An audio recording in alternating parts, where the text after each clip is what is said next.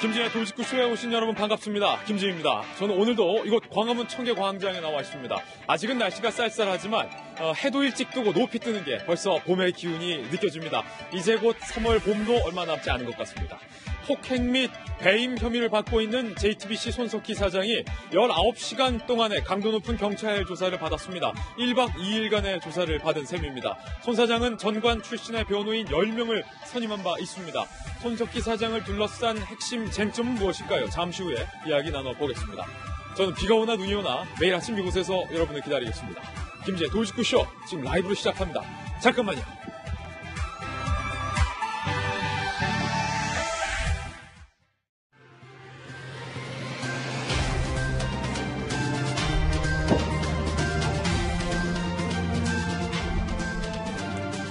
신문 읽어주는 남자입니다. 김정은 위원장의 동선을 체크하기 위해 지금 베트남에선 김정은의 집사 김창선 부장이 매우 분주하게 움직이고 있습니다. 그러니까 다시 말해서 김창선이 들르는 곳은 김정은 위원장이 들릴 가능성이 매우 크다는 이야기입니다. 저희 채널A가 오늘 김창선 부장의 일거수일투족을 베트남 현지에서 취재했습니다. 자, 동아일보 기사입니다.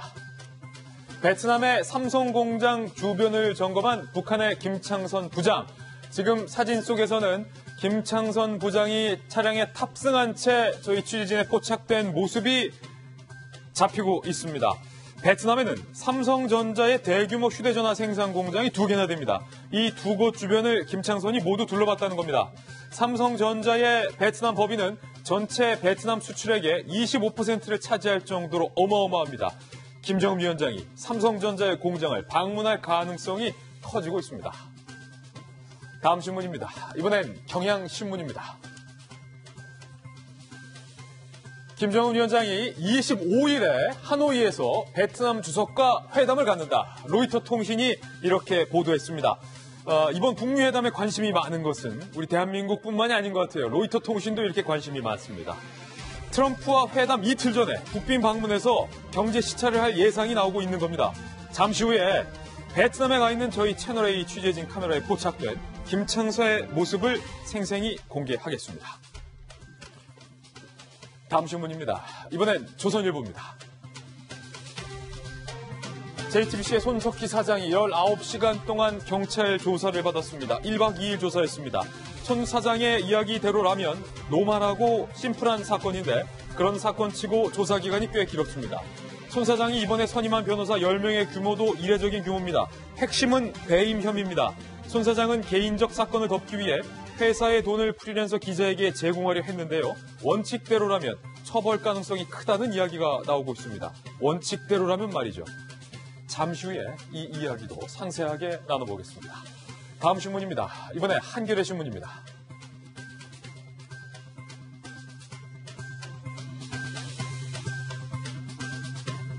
정부가 음란 사이트를 대대적으로 강력하게 차단했습니다. 그런데 인터넷 검열에 반대한다. 야동볼 자유를 달라며 반발의 움직임이 거셉니다.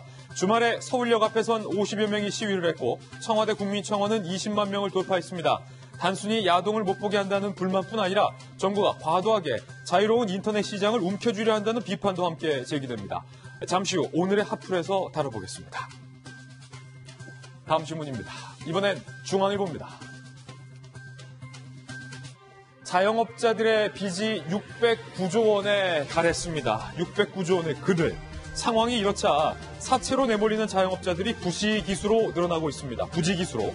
제2금융권과 대부업체를 찾은 3명 중 2명이 퇴짜를 맞고 있고 그들은 사채로 몰리는 겁니다. 결국 이자도 못 내고 폐업하는 자영업자들이 속출하고 있습니다. 원인은 무엇일까요? 자영업자들은 급격한 최저임금 인상을 꼽았습니다. 정부는 그토록 아니라고 하지만 문 닫는 가게들이 임대료 빼고 인건비 빼면 적자에 허덕이는 건 엄연한 현실입니다. 다음 신문입니다. 이번엔 한국일보입니다. 문 대통령 미친 XX라고 발언한 대한애국당 조원진 의원이 무혐의 처분을 받았습니다. 명예훼손으로 볼 수 없다. 검찰은 이렇게 판단한 걸까요? 조 의원은 과거 문재인 씨라고 말을 해서 논란이 되기도 했습니다. 잠시 후에 이야기 나눠보겠습니다. 조원진 씨 왜 그럽니까 자꾸? 지금까지 신문 읽어주는 남자였습니다. 네, 오늘 아침 저와 함께한 등판 선수부터 소개를 해드리겠습니다. 저희 돌직구쇼 전담 변호사, 월요일의 남자, 변함무 변호사님 모셨고요. 민주당의 미래, 정의의 사나이, 국회의 미래, 박용진 의원, 그리고 전직 청와대 대변인, 바르다 박 선생, 우리 박정하 전 대변인 모셨습니다. 그리고 베테랑 채널A 기자, 박소윤 기자와 돌직구쇼의 핵심 시그니처, 김병민 박사님 나왔습니다. 어서 오세요. 안녕하세요. 네, 이분들 모시고 오늘의 탑뉴스로 돌직구쇼의 문을 열겠습니다.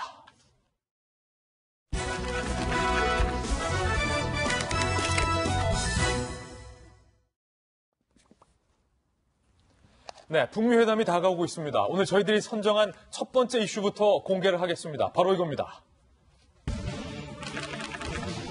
김정은의 베트남 동선을 확인하기 위해선 지금 사전에 체크하고 있는 김창선 부장의 동선을 파악하면 됩니다. 저희 채널A 취재진이 현재 베트남에 나가 있는데요. 저희 취재진의 카메라에 김정은의 집사 김창선 부장의 모습이 생생히 포착됐습니다. 함께 보시죠.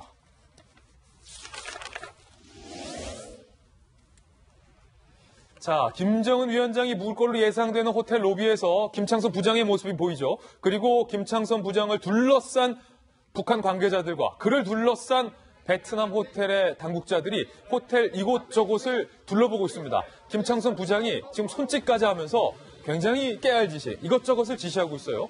그리고 김창선 부장이 뭔가를 지시하고 있습니다. 과연 무슨 말 할까? 저거 뭐 채널A 카메라 아니야? 빨리 치워버려. 뭐 이런 얘기를 하는 걸 수도 있을 것 같은데 김창선 부장이 지시하자 베트남 호텔 관계자들도 따라서 저곳을 쳐다보는 모습. 그리고 김창선 부장이 이윽고 차량에 탑승을 해서 하노이 인근의 곳곳을 둘러봤다는 거예요. 그런데 이 김창선 부장이 누구냐? 지난 북미 싱가포르 회담 때에도 지금 보시는 것처럼 손짓을 하면서 다시 한번 보실까요? 김정은 위원장이 지나갈 때 손짓을 하면서 김정은 위원장이 일거수일투족을 챙겼던 김정은 위원장의 집사라고 볼 수 있는 인물입니다. 자, 이 김창선 위원장이 지금 베트남 하노이 곳곳 어디를 돌아다니고 있을까요? 저희들이 밀착 추적해봤습니다. 함께 보시죠. 상당히 복잡해 보이는데 순서대로 소개를 해드릴게요. 먼저 김창선 일행이 노이바이 국제공항에서 영빈관으로 온 겁니다. 영빈관으로 왔어요. 16일 오후 김정은의 숙소 후보지 3곳을 점검했습니다. 그중에서 가장 유력하게 가능성이 높은 곳은 소피텔 메트로폴 호텔이 현재 제기되고 있습니다. 그리고 17일 오전 7시에는 지금 보시는 것처럼 영빈관에서 하노이의 숙소 영빈관으로 출발을 해서 어디를 갔는지 봤더니 삼성전자의 스마트폰 공장이 있는 박난성과 타이 응우엔 선을 방문했다는 겁니다. 타이 응우엔 선과 이 박난선에는 삼성전자의 휴대전화 공장, 제1공장, 제2공장이 위치해 있습니다. 이 말인즉슨 김정은 위원장이 대한민국 삼성전자의 베트남 스마트폰 공장을 방문할 것이 아닌가라는 예측이 가능합니다. 그리고 오후 4시 40분경에 다시 소피텔 메트로폴 호텔을 방문한 뒤에 영빈관을 복귀했다.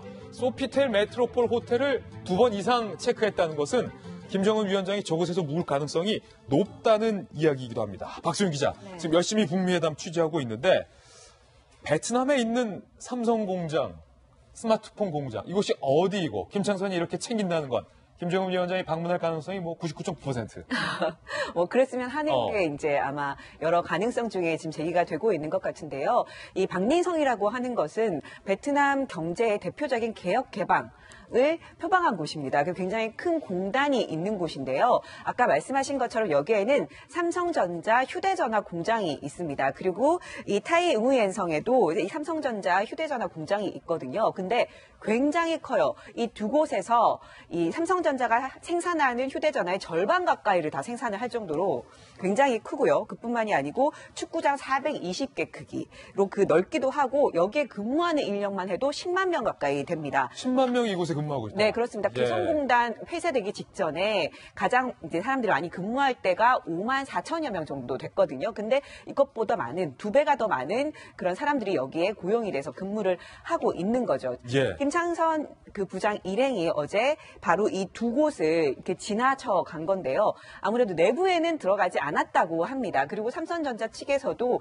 김창선 부장이 온다는 연락은 받지 못했다라고 얘기를 했는데요. 예. 어쨌든 김정은 위원장의 동선을 체크하는 그 김창선 부장이 이 근처를 지나갔다는 것만으로도 혹시 방문하는 게 아니냐. 특히 만약에 박린성을 방문을 한다면 여기서 가장 큰 외국인 투자 기업인 삼성을 방문할 가능성이 있다라는 얘기가 지금 나오고 있는 거고요. 또 의미도 있는 게 김정은 위원장 무엇보다 경협에 대해서 남북 경협에 대해서 굉장히 욕심을 내고 있잖아요. 이럴 경우에 삼성 같은 경우 여기 공장이 베트남에서 최대 외국인 투자 기업이기 때문에 엄청 아마 크네요. 네, 그렇습니다. 그러니까. 그래서 예. 아마 경협 같은 것을 좀 구상을 하고 있으면 아마 삼성전자를 방문하는 것도 김정은 위원장의 구상에 좀 적절하지 않느냐 이런 가능성이 지금 나오고 있는 겁니다. 예, 박소영 기자가 취재했듯이 이 베트남에 위치한 삼성전자 스마트폰 공장 1, 2 공장이 어떤 곳인지 저희들이 상세하게 한번 알아봤습니다. 함께 보시죠. 김정은의 시찰이 예상되는 베트남 삼성 공장은 어떤 곳? 개성공단의 2배 규모, 방금 말씀하셨던 것처럼 근무 인력이 10만여 명, 개성공단이 가장 절정일 때 5만 명이었으니까 그거보다 2배 이상 더 많은 사람들을 고용하고 있다. 연간 생산되는 삼성전자 스마트폰이 약 2억 대. 그러니까 삼성전자가 전체적으로 전 세계에서 생산하는 휴대전화의 절반을 저곳 베트남에서 생산하고 있다는 얘기입니다. 베트남 전체 수출액의 25%를 이 삼성전자 스마트폰 공장이 차지하고 있다. 그러니까 베트남 수출의 4분의 1은 삼성이 다 하고 있다는 거예요. 저곳을 김창선이 꼼꼼하게 둘러봤다라는 얘기인데 박정하 대변인이 청와대에 계실 때 사실은 우리 대통령이 해외 시찰을 갈 때도 전용기가 미리 한번 떠서 다 동선을 체크해본다고 하셨잖아요. 만약에 김정은이 저곳 삼성전자 스마트폰 공장을 방문한다면 그게 어떤 의미로 하는 겁니까? 지금 쭉 계속 말씀 주셨지만 지금 북한은 북미 정상회담을 통해서 제재 완화를 굉장히 원하고 있어요. 그리고 그 중에서도 베트남식 도이 모이 개혁 개방 정책에 대해서 관심이 많은 것으로 알려져 있잖아요.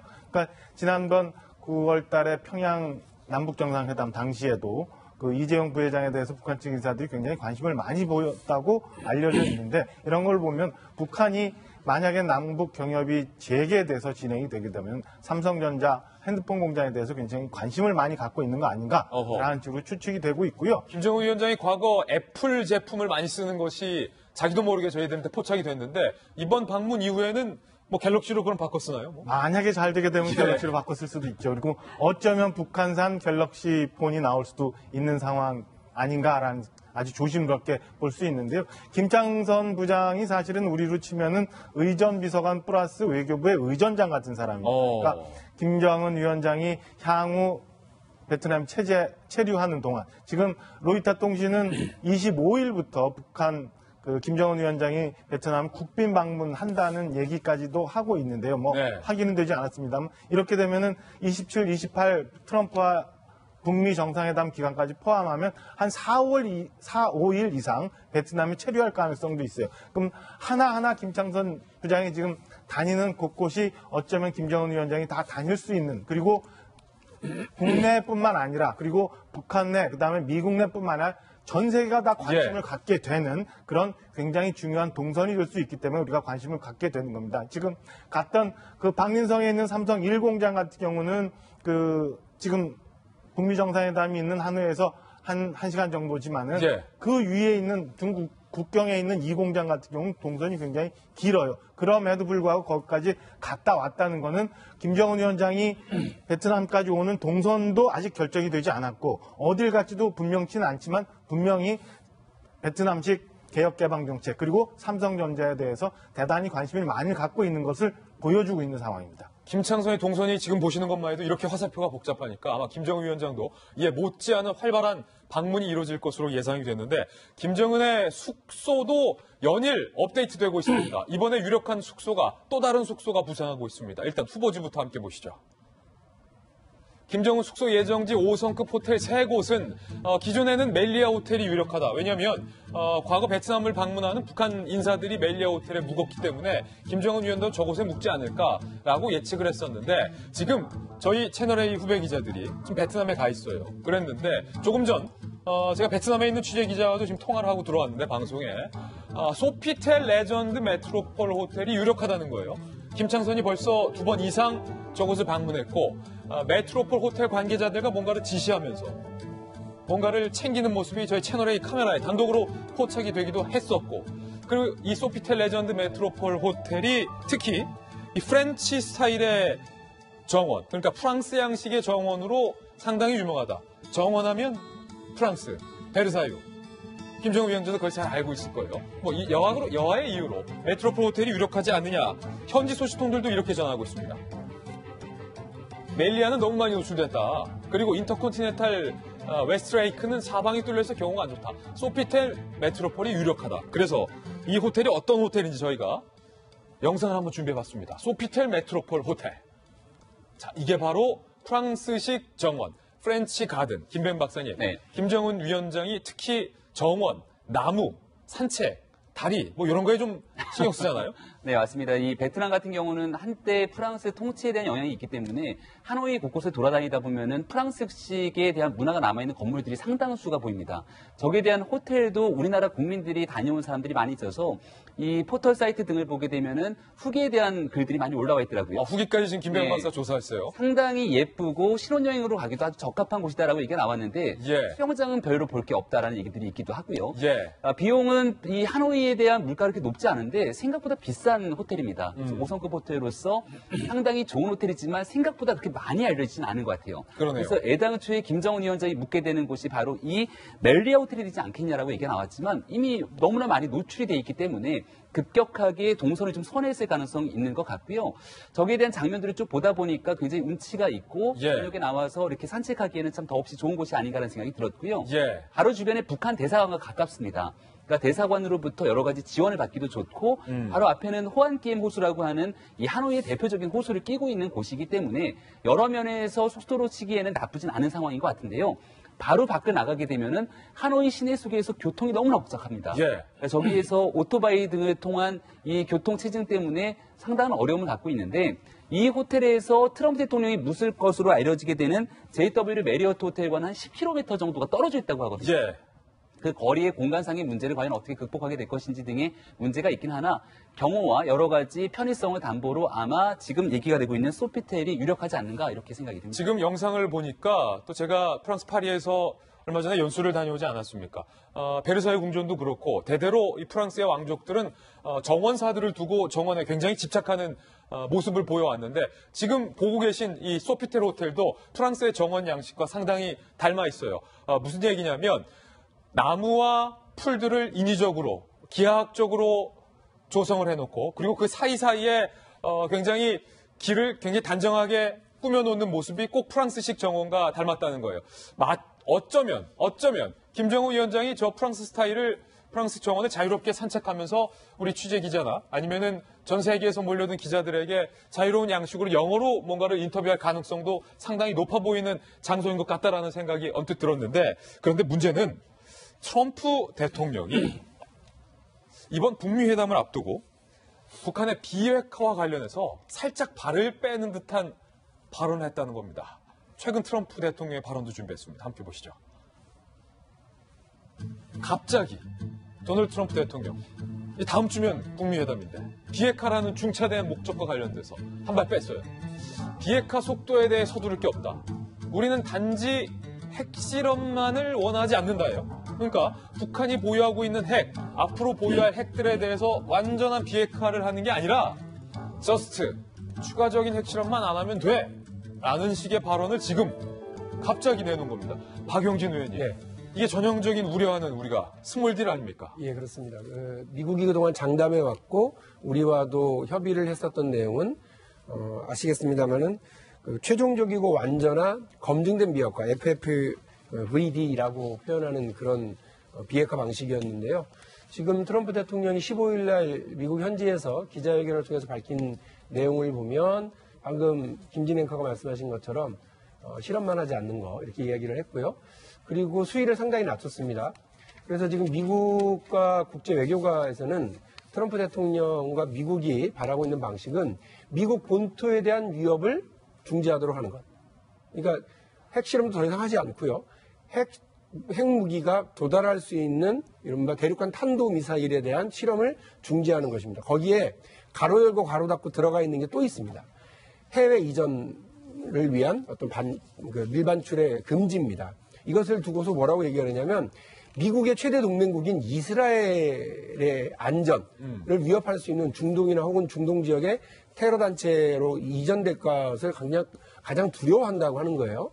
아시겠습니다. 미국과 이스라엘, 미국 내 유대인들의 영향력이라고 하는 건 엄청나기 때문에 이 부분을 상당히 유심하게 보고는 있는데 이랬든 저랬든 그럼 우리는 북한의 핵과 북한의 미사일을 머리 이고 살아야 되는 대한민국은 어떻게 할 거냐? 뭐가 되냐는 거예요. 문제가 남아있는 겁니다. 한반도에서의 비핵화라고 하는 건 이미 92년 남북 합의서에서부터 시작된 오래된 우리 민족 전체의 수건이고요. 대한민국의 최종적인 목표 방향입니다. 그래서 이 부분을 저희가 포기할 수는 없고요. 미국이 지금 당장 본토와 자기들만 생각하는 그리고 이스라엘과의 끈끈한 동맹관계를 유지하기 위한 정책으로만 가려고 한다고 그런다면 이거는 분명히 저희가 차단을 해놓을 필요가 있습니다. 여기서 꼬리 끊고 나가게 되면 안 되고요. 중장기적으로 한반도 비핵화를 실현하기 위해서 미국과 대한민국이 어떻게 정책적 협의를 해나갈 것인지가 되게 중요하고 또 하나 우리만 피곤해지는 게 아니라 일본도 몹시 피곤해지는 거거든요. 그렇게 되면 그래서 이 문제에서 동북아 지역에서 자신의 최대 동맹국이라고 하는 미국의 최대 동맹국이라고 하는 일본과 한국의 이런 안보 문제에 대해서 미국이 행여나 소홀하게 대하지 않도록 당신들 눈에 이스라엘만 보여? 이렇게 얘기할 수 있도록 외교전을 강력하게 펼칠 필요도 있고요. 대한민국이 이 문제와 관련해서 결코 호락호락하게 그냥 넘어가지 않을 거다. 좋은 말씀이에요. 이거 반드시 저희는 분명히 해두고 갈 필요 있습니다. 첫 번째 소식은 북미 회담을 앞두고 다양한 소식 전해드렸습니다. 이번엔 저희가 준비한 두 번째 뉴스를 공개합니다. 바로 이겁니다. JTBC의 손석희 사장 배임과 폭행 혐의를 받고 있는데요. 19시간 동안 1박 2일 경찰 조사를 받았습니다. 경찰 조사를 받고 나오는 모습 그리고 받으러 들어가는 모습 직접 한번 살펴보시죠. 업무상 배임 혐의 인정하십니까? 폭행 혐의 인정하십니까? 네, 오늘 어떤 식으로 조사 받으실 겁니까? 마지막 한마디만 해주십시오. 오늘 어떤 식으로 조사 받으실 겁니까? 잠깐만요. 폭행 배임 등 모든 혐의를 전면 부인하신 겁니까? 사실을 꼭 밝혀드렸죠. 수사기관에 제출하시겠다고 했던 증거 관련해서 질문하세요. 예, 그 증거 관련해서 다 제출했습니다. 다 제출하신 거, 그 제출 내용이 어떤 부분을 중점적으로 소명했습니까? 마지막으로 한 말씀만 해주시죠. 예상보다 경찰 조사에 많은 시간이 걸렸습니다. 19시간, 1박 2일 동안 손석희 사장이 경찰 조사를 받았습니다. 이번 경찰 조사를 대비해서 손석희 차장은 2개의 로펌, 10명의 변호사를 선임한 바 있는데요. 손석희 사장이 선임한 변호사 내용도 한번 살펴보시죠. 일단은 폭행 혐의와 관련돼서는 법무법인 지평의 변호사 3명을 선임한 바 있습니다. 그중에 한 명이 김성국 변호사, 경찰대 출신이에요. 그리고 최세훈 변호사, 사법연수원 22기고 부산지검 특수부, 그러니까 경찰과 검찰 특수부 출신의 변호사를 폭행 혐의 변호사 등등으로 3명을 선임한 바 있습니다. 그리고 시민단체에 의해서 배임 혐의, 그러니까 회사의 돈을 사적으로 이용하려 했다라는 혐의와 관련해서는 변호사를 7명으로 추가 선임을 했습니다. 법무법인 다전이에요. 홍기채 변호사는 서울지검 특수부, 안종범 전 수석을 변호했을 만큼 굉장히 유명한 변호사. 선임료도 당연히 비싸겠죠. 김성규 변호사, 대검 중수부 출신, 대기업 비리 수사 전문 등등의 변호사 7명을 추가로 선임해서 경찰 조사 단계에서 현재 10명을 선임한 상황입니다. 박수윤 기자, 초호화 변호인단이에요. 네. 그런데 검찰 조사가 아닌 경찰 조사 시점에서 10명을 꾸린 건 이례적인데 최근에 혹시 변호인 10명을 꾸렸던 또 다른 사례가 있습니까? 다른 분이? 저 아는 분이 있습니다. 누구요? 바로 조현아 대한항공 전 부사장이 땅콩회항. 네, 땅콩회항 사건 때 변호사 10명을 선임을 했는데 그 비용을 뭐 회사에서 된 거 아니냐 이래가지고 네. 말이 많았죠. 변호사 10명, 그것도 정관 출신으로 그렇게 10명을 선임하는 경우는 굉장히 드뭅니다. 변호사 1명을 정관으로 선임하는데 제가 아까 여쭤보니까 한 5천만 원 정도 든다고 합니다. 그런데 이런 사람들 한 10명 정도 쓰면 돈이 엄청 많이 드는 거죠. 거의 5억 가까이 드는 셈인데 그런데 조현아 부사장 같은 경우에도요, 이 경찰 조사가 아닌 1심 재판을 앞두고 이 정관 출신 변호사들 10명을 선임을 했거든요.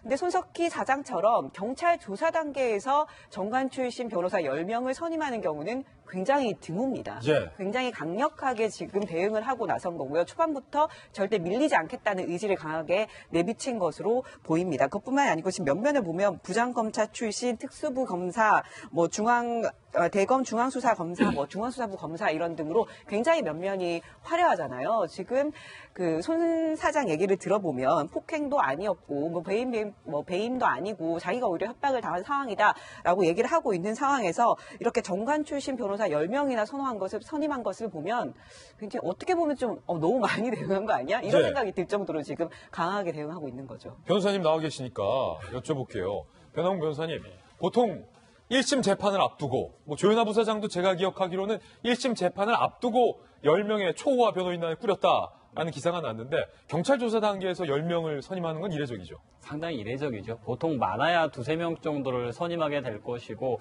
이제 뭐 보통 이제 경찰서에 참여하는 변호사 1명, 그다음에 이제 서면 작업하는 1명, 이제 또 여러 가지 총괄 지도하는 이제 파트너 변호사급으로 고위급으로 1명 정도에서 2-3명 되는 게 일반적인 경우고, 이렇게 로펌을 대형 로펌 2곳을 선임하고 그 중에서도 이제 소속 담당하시는 변호사가 10명 정도 된다는 것은 비용적으로 상당히 좀 많이 소비가 되거든요. 예. 로펌 한 곳당 최하면 5천에서 1억 정도는 들어가야 되기 때문에 억 단위 정도의 수입료가 예상되는 사건이고요.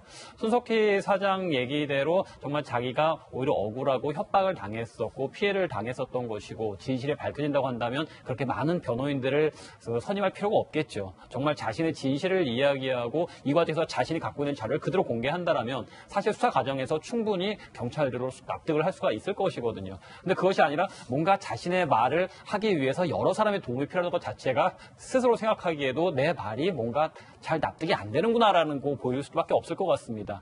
제가 억울한 사건을 보게 되면 변호사 한두 명이 정말 열심히 하면 원래대로 사실대로 밝혀지거든요. 예. 근데 이렇게 변호사가 많이 가는 것 자체가 뭔가 내가 말하는 것 자체가 조금 일반인들이 납득하기는 힘든 상황이다. 그렇기 때문에 이렇게 많은 분들의 도움이 필요한 게 아닌가라는 좀 생각이 드네요. 그렇군요. 손석희 사장에게 제기된 혐의와 이번 경찰 조사의 쟁점들을 한번 나열해 봤습니다. 이번 사건의 쟁점은 바로 이겁니다. 함께 보시죠.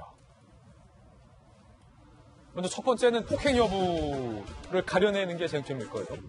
폭행 여부에 대해서 JTBC 손 사장과 김홍 프리랜서 기자의 입장은 첨예합니다. 손 사장은 손으로 툭툭 건드린 게 전부다. 하지만 김홍 기자는 주먹과 발로 맞아서 전치 3주의 부상을 당했다. 이 폭행 관련해서 손석희 사장과 김홍 기자와의 대화 장면을 다시 한번 보시죠. 선배님, 저 오늘 폭행하셨죠? 사장님, 웃음이 나옵니까? 웃고 싶어서 웃냐? 어? 웃고 싶어서 웃어? 아무튼 같이 갈 사람 돼. 일단 집에 들어가고 연락을 줄게. 나 너 좀 일 좀 시켜야 되겠어. 다른 사람 찾으세요. 하지 마세요. 아니, 이리 와. 변함구 변호사님, 지금 저때 당시의 대화인데 첫 번째는 이제 폭행을 했느냐 안 했느냐 여부인데 어떻게 보세요? 폭행에 있어서는 손석희 사장도 스스로 툭툭 건드렸다라고 인정을 했었기 때문에 폭행죄 자체가 성립하는 것은 전혀 문제가 없을 것 같고요. 그래요? 다만 전치 3주의 진단서에 이제 신빙성이 문제가 될 것 같습니다. 통상적으로 폭행 현장 다음날 바로 진단서를 끊게 되면 상당히 이제 신빙성을 두고 여러 가지 폭행으로 인한 상해로 인정된 여지가 상당히 높아 보이거든요. 근데 이제 진단서 작성 날짜가 폭행 날짜와 얼마나 떨어져 있느냐. 그 다음날 바로 가서 김웅 기자가 진단서를 받았다고 한다면은 그 폭행 치상 혐의가 인정이 돼서 그 이제 전치 3주긴 하지만 벌금 한 150에서 200 정도는 피하기는 거의 곤란할 것 같습니다. 벌금은 나올 것 같다. 예. 예측하기로. 예. 그런데 손석희 사장이 지금 이 장면에서 보면 김병민 박사님 폭행이 이루어지고 난 다음에 뭐 내가 웃고 싶어서 오냐라고 말하면서 2번 정도 3번 정도 제안을 하는데 김웅 기자에게 어쨌든 나랑 같이 갈 생각을 해 하고 뭐 김웅 기자가 대답을 안 하니까 나 너 일 좀 시켜야겠다. 뭐 이렇게 지금 제안을 하는 모습도 보여요. 그러니까 실제 폭행 여부가 중요한 쟁점은 아닌 것 같아요. 그 뒤로 일어나게 됐던 나 너랑 같이 일해야겠어. 아무튼 같이 갈 생각해라고 하는 부분에서 실질적인 사건이 좀 진실들이 있는 것이 아닌가. 그게 제일 중요하다. 생각이 되는데요. 앞서 변호사 선임을 여러 명 했는데 폭행에 관한 부분에서의 변호사 선임은 3명이고요. 이 배임 미수와 관련된 혐의에 대해서는 7명의 변호사를 선임했다고 나오지 않습니까? 가장 중요하게 된 것은 폭행은 어느 정도 그 안에 있었던 둘만의 상황이기 때문에 저간에서 굉장히 심각한 폭행이 있었다라고 보기 좀 어려운 측면이 있는 것 같습니다. 그리고 폭행을 통해서 경찰에 신고하고 나와서 있는 모든 것들을 다 영상을 찍어서 기록을 남겼던 걸 보면은 어느 정도 좀 의도적인 측면도 있는 것 같다는 생각이 드는데요. 그렇기 때문에 같이 일해야겠어라고 한다면 도대체 무슨 일 때문에 그렇게 이 김웅 프리랜서 기자에게 끌려다니면서 일자리를 제한하고 이 폭행 사건이 있었다라고 경찰에서 신고하고 나와서 이 김웅 기자는 집에 가려고 하지 않습니까? 그런데도 가지 말라고 붙잡아서 얘기 좀 하자고 하는 그 이유가 무엇인지가 사실은 중요한 쟁점이라고 볼 수 있는 것이고요. 그게 과거로 돌아가게 되면은 2017년도 과천의 한 주차장에서 있었던 그 사건으로 돌아가게 되는 연결될 수밖에 없다. 근데 그 사건에 대해서는 사실은 법적인 여부를 따져보긴 좀 어렵습니다. 국민들이 원하고 있는 것은 그동안 JTBC의 손석희 사장이 여러 가지 사건에서 권력을 가지고 있는 사람이 진실을 외면하고 있을 때 그 진실을 밝히기 위해서 노력해왔던 부분이어서 과연 이 사건의 진실은 무엇인지에 대한 궁금증이 점점 커질 수밖에 없는 대목이죠. 두 분 말씀하셨던 것처럼 폭행에 대해서는 벌금이 지금 예측된다. 김배은 박사는 폭행보다 더 중요한 건 따로 있다. 바로 이 배임 혐의와 관련된 부분이 아닐까 싶습니다. 바로 이 혐의입니다. 채용 청탁과 배임 두 번째 쟁점인데 손 사장은 불법적으로 취업 청탁을 부탁했다라는 주장인 거고 김웅 기자는 입막음용 용역사업을 나에게 오히려 제안을 한 거다. 두 사람이 의견이 맞서고 있는 가운데 한 시민단체가 손석희 사장을 배임 혐의로 현재 검찰에 고소한 상황입니다. 회사의 돈을 개인의 문제를 처리하기 위해서 김웅 기자에게 재구가를 했다라는 혐의로 고소를 한 상황인데요. 이 배임 혐의와 관련해서 손석희 사장의 이야기 직접 들어보시죠. 아니 그러니까 그 용역의 형태가 개인적으로 하는 것인지 아니면 자기가 가지고 있는 지금 뭐 페이스 컴퍼니 정도 됐다고 하지만 그 회사 통해서 용역할 것인지 그건 의논을 해봐야 되고 어떤 것을 원하는지는 얘기 같이 해봐야 된다는 얘기예요. 근데 그걸로 시간이 자꾸 늘어진다는 거잖아요. 용역이 문제가 아니고 지금 우리 손석희 사장님 폭행권을 무마시키겠다고 지금 제안하신 거잖아요. 그렇게 얘기하면 더 얘기가 진전이 안 됩니다. 아니 그러니까 저는 그냥 제 갈 길 가면 되는 거예요. 그렇게 하세요. 저는 피해자 진술 조서 내고 그건 진단서 내고 제가 주장한 내용을 입증할 수 있는 자료를 내고 그리고 얘기 끝내자고. 이게 뭐를 요구하냔 말이에요. 그 사건과 관련해서 저한테 하세요. 취하하세요. 변항 변호사님, 아마 이 배임 혐의를 가려내는 것이 진짜 쟁점이 될 것 같은데 제일 마지막에 이런 용역 사업을 나에게 제안하는 목적이 뭐냐라고 김 기자가 물어보니까 경찰 신고를 취하라라는 요구를 하게 되는데 거꾸로 말하면 경찰 신고를 취소하는 대가로 JTBC의 용역 사업을 손석희 사장이 제안했다. 이렇게 봐도 되는 겁니까? 시민단체의 고발은 말씀하셨던 것처럼 고발 취하의 대가로 용역을 제한하겠다라고 했기 때문에 배임이 된다라는 것이고 손석희 사장의 입장은 그렇게 어떤 용역 제한을 믿기로 해서 자신에 대해서 이렇게 계속 무리한 요구를 가해왔다. 그렇기 때문에 이건 공갈이다. 이제 가장 첨예하게 대립되는 부분이 되겠죠. 근데 이제 배임에 있어서는 이제 손석희 사장이 JTBC에 가장 큰 영향력을 행사할 수 있다라는 측면에서 JTBC 내에서 어느 정도 그에 대한 검토가 이루어졌느냐에 대한 수사가 좀 필요할 것 같습니다. 그러니까 단순히 손석희 사장이 어떠한 검토도 없이 뭐 너에 대해서 내가 한번 용역을 검토해보겠다. 그러니까 이제 진실은 모르니까 만약 저쪽에서 자신을 자꾸 괴롭히기 때문에 한번 우리 계열사라든가 우리 JTBC 회사 차원에서 어떤 용역이라든가 투자 제안을 검토해보겠다라고 얘기하고 그 자체에서 끝났다라면 배임까지 보기는 좀 곤란할 것이고 만약에 그렇다면 그러니까 JTBC 측이랑은 어떠한 논의도 안 해놓고 김 기자에게 뭔가를 하여튼 무마하려는 건지 입막음인지는 모르겠습니다만 내가 너 용역 제안할게 라고 손 사장이 이렇게 말했다면 그럼 뭐가 되는 거예요?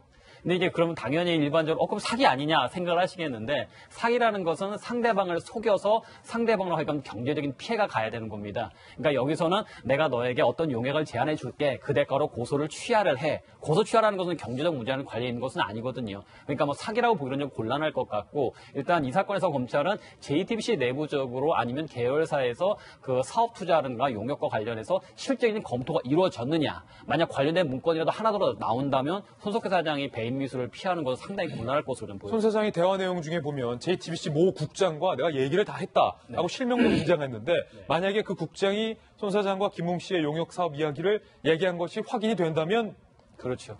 그때는 상황이 좀 달라지게 될 것이죠. 만약 경찰에서 상당히 좀 압박하고 강하게 수사를 한다고 한다면 JTBC에 대한 압수수색이라든가 아니면 국장에 대해서 관련된 뭐 내부 뭐 다이어리라든가 서류들을 가지고 와서 실제로 사장으로부터 그런 지시가 있었는지 투자 용역권에 대한 지시가 있었는지 문건이 나온다고 한다면 배임에 있어서는 빠져나갈 방법이 상당히 곤란하다고 보여집니다. 예, 이 배임 혐의와 관련돼서 손석희 사장이 김웅 씨에게 보냈던 문자 메시지 내용도 한번 살펴보겠습니다.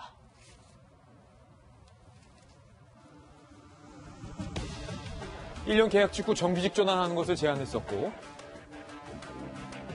내가 동의할 만한 새로운 제안을 사측으로부터 제의받았다. 이게 사측이라는 것을 끌어들였어요.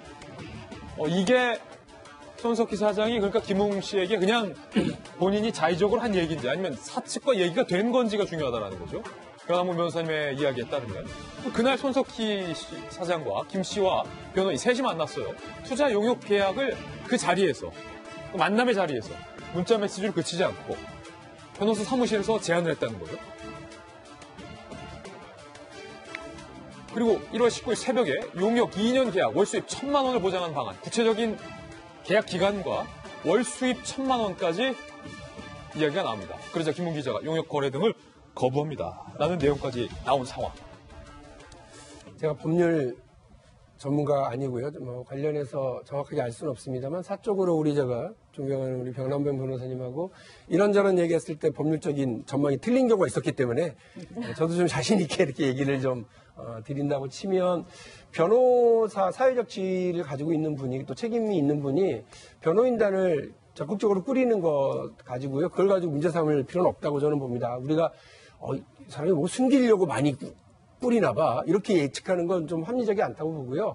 본인이 변호인들, 훌륭한 사람들 많이 이렇게 좀, 조력을 얻을 수 있는 경제적인 여건이 된다 그런다면 그렇게 하는 거죠. 다만, 이제 회사 돈을 이용하거나 이러는 것들이 적절한지는 좀 따로 확인을 해보겠습니다만 제가 알기로는 아직 그것까지는 확인이 안 됐으니까요. 저는 적극적으로 손석희 사장이 본인이 사회적으로 받고 있는 신뢰의 지위를 정확하게 유지하기 위해서 노력하는 건 우리가 탓할 문제는 아니라고 봅니다. 문제는 변호사가 그렇죠. 아니라 이렇게 배임 혐의. 그렇습니다. 이런 문제인데요.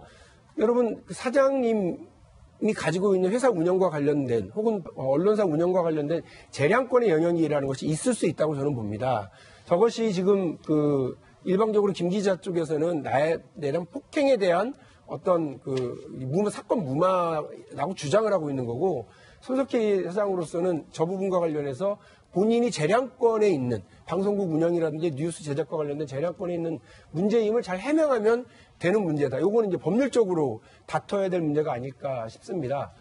그러나 저는 어쨌든 이 문제와 관련해서 가장 중요한 것, 왜 김웅 기자라고 하는 사회적인 어떤 역량이 뛰어나거나 이런 게 검증되거나 이러지 않은 분과 이렇게 자꾸 만나게 됐는지는 요건 제가 모르는 영역입니다. 예. 우리 국민들께서도 시청자께서도 대단히 궁금해하는 부분일 텐데 이분하고 어떤 관계를 지속해 왔길래 서로 이렇게 밤에 만나서 이러저런 얘기를 하다가 또 이렇게 그 회사 운영과 관련된 사업 제한 부분까지 있는지 이런 것들이 좀 소상하게 이번 수사 결과 발표했으면 좋겠습니다. 앞서 저희가 화면에서도 봤지만 가장 핵심적인 거는 처음에는 작가, 기자를 제안하다가 왜 어떻게 회사 내에서 월수입 1,000만 원을 2년 동안 보장할 수 있다는 구체적인 용역 계약이 나왔느냐 이 부분인 것 같아요. 그러니까 다 아시는 것처럼 손석희 사장은 팀을 같이 움직이고 있잖아요. 그래서 기자나 작가나 이런 것들은 손석희 사장 개인의 힘으로 얼마든지 충분히 많이 역량을 발휘해서 김웅 기자를 채용할 수 있지만 그 뒷부분에 월 1,000만 원의 용역 계약을 할 수 있다는 거는 회사 내에서 구체적으로 검토를 하지 않으면 저런 결과가 안 나오는 거거든요. 공교롭게도 폭행 사건이 터지고 난 다음에 1,000만 원 용역 계약 얘기가 나왔어요. 그러니까 경찰에서 분명히 밝혀야 될 것은 왜 그 시점에 저렇게 구체적인 용역 계약이 나왔는지 회사 측에서 정말 저 부분에 대해서 구체적으로 검토를 했는지에 대해서 경찰이 수사를 적극적으로 하면 아마 이게 배임 여부 논란까지도 다 정리가 되지 않을까라는 생각이 듭니다. 예. 이렇게 나오니까 세 분이 연루된 것 같은데 박정화 대변인이 말씀하셨습니다. 19시간 고강도 조사를 받은 손석희 사장에 대해서 과연 폭행, 배임 그리고 동승자 의혹에 대해서 어떻게 경찰이 조사 결과를 발표할지도 지켜보겠습니다. 이번엔 저희가 준비한 세 번째 뉴스입니다. 함께 보시죠. 자유한국당의 전당대회 일정이 한창인데요. 유튜브 전당대회 토론회가 있었습니다. 과연 유튜브 토론회 승자는 누굴까요? 여러분께서 직접 듣고 판단을 해보시죠. 집토끼를 결집시키는 데는 장점이 있을지 모르지만 수도권 승리하지 않으면 전국선거 지는 거거든요. 뜨거워보지도 않고 미지근한 것만 찾아가지고는 되지가 않는다. 이런 말씀을 드리고요. 커터칼까지 맞아가면서 또 시장이 되게 했는데 나중에 그 무상급식을 도와주지 않아서 이거는 인간적인 도리가 아니지 않나. 박근혜 전 대통령을 위한 정당은 아니지 않습니까? 보수의 가치를 지키는 게 중요하다는 말씀을 내부에서 총질하지 마라. 우리의 싸움의 대상은 밖에 있지 우리 당 안에 있는 것이 아니다. 제가 당에 들어오면서 그래서 통합을 외쳤습니다. 자, 김병현 박사님, 마지막에 황교안 후보가 내부에게 총질하지 마라. 그 특유의 중화 목소리, 내부에 총질하지 마라.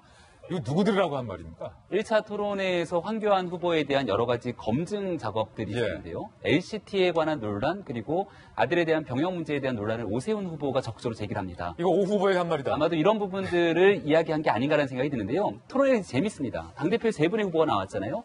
첫 번째로 김진태 후보는 오세훈 후보를 향해서 거센 공방을 펼칩니다. 정체성을 분명히 밝혀라는 거예요. 왜 당을 나갔다 돌아왔냐? 배신했냐 안 했냐? 동생 문제 끄집어내고 아내가 뭔가 사회주의 이념에 대한 연극을 연출했는지 당신의 이념을 밝혀라고 오세훈 후보를 거세게 공격하면 오세훈 후보는 김진태 후보에게 그래서 수도권 이길 수 있겠습니까? 라고 김진태 후보는 됐고 바로 공격을 황교안 후보에 갑니다. 그래서 황교안 후보 당신이 당대표가 되게 되면은 검증되지 않은 상황에서 내년 총선 승리 장담이 안 돼요. 내가 당대표가 될 때만이 유일하게 총선에서 수도권 승리를 가져올 수 있습니다라고 이렇게 공방들이 이어지고 있는 상황이고요. 서로 견제하는 사람이 다른 거군요. 그렇기 때문에 황교안 후보 입장에서는 선거 얼마 안 남았고 지금 우리가 중요한 건 빅텐트 통합이기 때문에 조용히 황교안으로 가자라고 하는 구도가 지금 토론회가 연일 계속되고 있는 겁니다. 내부 총질하지 마라 이렇게 혼내고 한국당의 유튜브 토론회 말고 이제 저희 채널A도 아마 이 전당대회 주자들을 상대로 한 채널A의 토론회도 예정돼 있으니까 그때도 좀 많은 시청을 부탁드리겠습니다. 정치 이슈 나와서 하나 짚어봐야 할 문제가 있습니다. 대한애국당의 조원진 의원이 문재인 대통령을 향해서 문재인 XX라고 이른바 막말을 했는데 검찰이 명예훼손과 관련해서 무혐의 처분을 내렸습니다. 무혐의 왜일까요? 일단 조원진 의원의 문제 발언부터 직접 들어보시죠. 돌이 하늘에서 떨어집니까? 이 인간이 정신이 없는 인간 아니에요. 핵폐기 글자 한마디도 핵폐기 한마디도 안 받아오고 200조를 약속해버렸단 말입니다. 미친 아니에요? 핵폐기 한마디도 얘기 안 하고 200조를 약속하는 이런 미친 있습니까? 지금 조원진 의원이 굉장히 험악한 문재인 대통령의 이름을 거론하면서 문재인 XX 하면서 미친 XX 이렇게 욕설 막말을 했는데 지금 조원진 의원이 왜 이렇게 흥분한 거예요?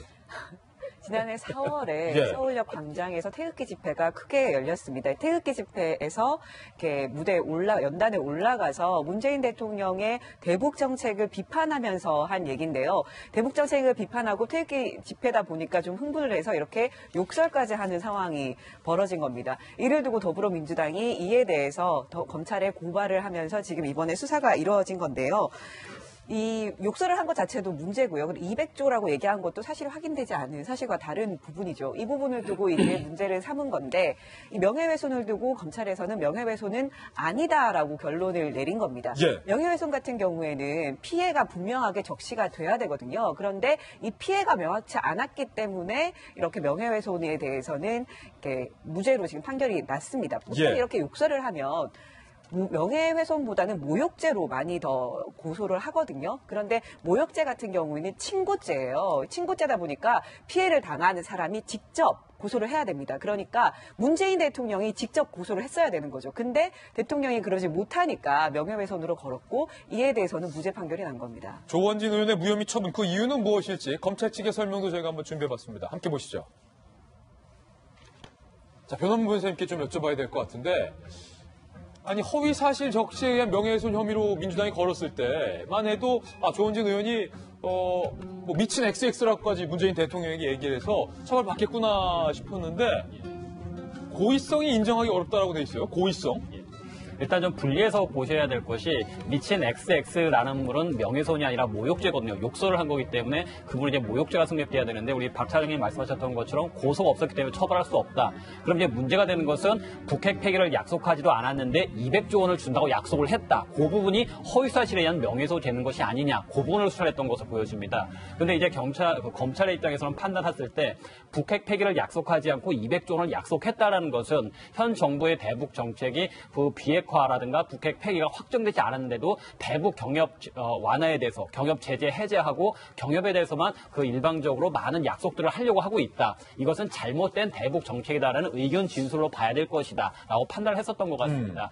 물론 그렇다 하더라도 200조 원이라는 구체적인 수치가 나왔기 때문에 단순히 의견 제시로 보기에는 조금 곤란할 것이고 당시 상황을 봤을 때도 이것은 어떤 개인적인 의견보다는 좀 다른 측면이 있었을 것으로 보여지는데 검찰은 이 사건에 대한 여러 가지 좀 정치적으로 좀 커지는 걸 원하지는 않았던 것 같습니다. 그렇군요. 그렇기 때문에 이것은 그 대북 정책에 대한 비판이고 개인의 주관적인 의견으로 봐야 될 것이지 구체적인 사실을 적시해서 문재인 대통령의 명예를 훼손한 것으로 보기는 어렵다. 그렇게 판단한 것으로 보여집니다. 조원진 의원의 이 미친 XX 발언이 검찰이 보기엔 대통령을 명예를 훼손하기 위한 고의성이 없었다라고 판단을 해서 무혐의 처분을 했다라는 얘기입니다. 그런데 조원진 의원은 지난 2017년 12월에 문재인 대통령을 향해서 문재인 씨라고 한번 언급해서 논란이 되기도 했었습니다. 그때의 발언도 들어보시죠. 문재인 씨가 제대로 하고 있는가? 저는 그렇지 않다고 봅니다. 문재인 씨 6개월 만에 이 나라 안보가 무너졌습니다. 햇빛 정책의 망상에 쏟아지고 있는 이 문재인 씨 정권 반성해야 됩니다. 사실은 그 비판에도 품격이 있고 또 비판과 비난을 우리가 구분 지을 수 있는 이유도 다 있는데 박용진 의원님, 네. 조원진 씨 왜 그런 겁니까 자꾸? 저는 그 대통령이라고 하는 직책 혹은 국회의원이라고 하는 직책이 그 사람을 높이는 것이 아니라 그 사람이 가지고 있는 역할에 대한 지칭이라고 생각을 합니다. 그래서 문재인 대통령을 대통령이라고 이야기하고 박근혜 전 대통령을 박근혜 전 대통령이라고 지칭하는 것이 그를 높이거나 그를 격하거나 이런 전혀 관계없는 그 사람이 맡았던 그 시대의 역할을 그냥 표현하는 것일 뿐이거든요. 그런데 마치 문재인 대통령을 문재인 씨라고 이야기하고 박근혜 전 대통령을 박근혜 씨라고 얘기하는 것이 대단히 용기 있는 행위인 것처럼 생각하시는 분들이 있습니다. 적절치 않습니다. 사적인 자리에서 사인 간에는 얼마든지 그렇게 얘기할 수 있지만요. 방송이라고 하는 그 자리 혹은 공적인 어떤 회의 자리에서는 그렇게 얘기하시면 본인 스스로를 깎아먹는 일밖에 되지 않는다고 그렇죠. 생각을 합니다. 그래서 아까 우리 김진애가 말씀하신 것처럼 품격이 있고요. 격식이 있는 비판과 대화라고 하는 것은 우리 정치뿐만이 아니라 우리 사회 전체가 지켜나가야 될 대한민국의 품격과 관련된 문제라고 생각을 합니다. 그리고 또 하나 재밌는 얘기 해드리면 국회에서요 본회의장에서 이 마이크가 꺼졌는지 안 꺼졌는지 모를 것처럼 이게 목소리가 큰 분들이 좀 있습니다. 마이크 타고 넘어오시는 분들. 예, 장제원 의원이 그러시고 또 이장우 의원님이 그러세요. 그리고 우리 조원진 의원님 유명한 분인데 그러니까 그 마이크를 전체로 누군가가 얘기를 하고 있는데도 막 비판의 목소리를 생목소리를 내면 마이크를 쥐고 있는 분이 그 의사 진행을 하기가 어려울 정도로 목소리가 큰 분들이긴 합니다만 우리 사회의 막말과 또 도를 넘는 비판 이런 것들이 목소리가 커져본들 대한민국 전체가 피곤해지고 귀가 따가울 뿐이라고 저는 생각을 합니다. 일정한 선을 잘 지켜주시는 것이 조원진 의원님뿐만이 아니라 조원진 의원님이 이끌고 있는 대한애국당에 대한 국민적 시선도 조금 달라질 수 있는 계기가 되지 않을까 싶어서 드리는 말씀입니다. 예, 박용진 의원의 따끔한 돌직구까지 들어봤습니다. 이번에 저희가 준비한 다음 순서입니다. 취재 수첩 Y가 준비되어 있습니다. 오늘은 과연 어떤 사건들이 준비되어 있을지 저와 함께 사건 풀러 가보시죠.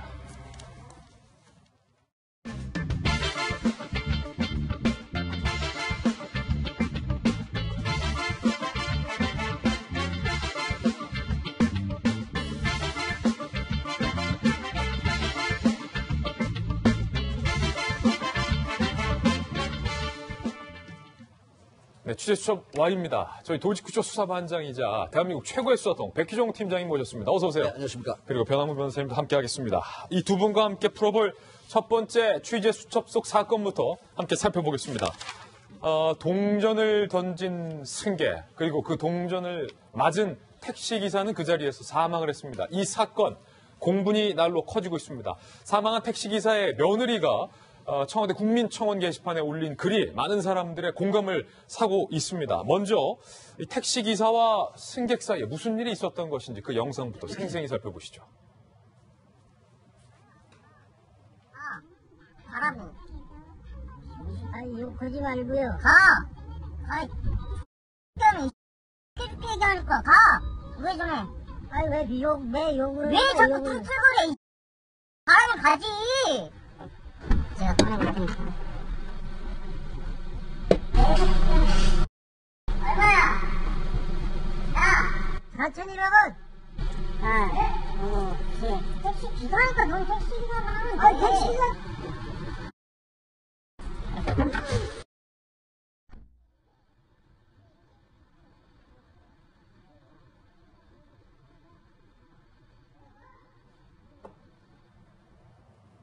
지금 보셨던 것처럼 욕설을 하는 승객 그리고 동전을 던지는 승객 그 동전을 맞은 택시기사가 현장에서 쓰러지는 모습까지 확인할 수 있었습니다. 이 사건의 전말도 취재했습니다.